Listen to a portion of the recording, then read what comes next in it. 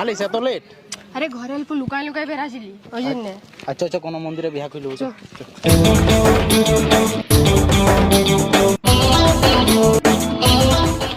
ভোগ দে। হ্যাঁ রে, কোন আমরা তো গাড়ি পূজা করতে আইছি নাকি? ভোগ দে। তো কি করতে? পারাঙ্গে বিয়া করলে 10-5 টাকা আছে তো দে।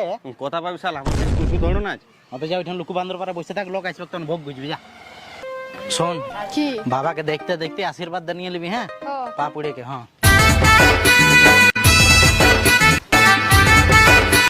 রোগ তোরা ভাই।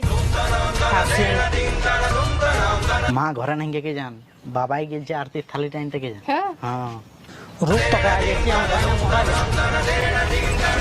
আমি কি দোষ করেছি? সব বেটার বগলে আশীর্বাদ দিলি, তুই একে মেরে আমাকে বিধবা করতে চাই? লে তো জমি জায়গার কাগজ আর তুই বেরা আমার ঘর সে। তুই আইসে আমার বেটা লো, আমার চারোটা বেটা বদনাম করো না, লেকিন তুই আজকে আমাকে বদনাম করে দিলে পুরো গায়ে। আমাদের ঘরটা সবচেয়ে খারাপ ছিল, তুই বেরালি। আর ওয়াস তো খারাপ ওঠে বিধি ছিল, যার সঙ্গে তুই বিয়া করলি। তুই বেরা আমার ঘর সে।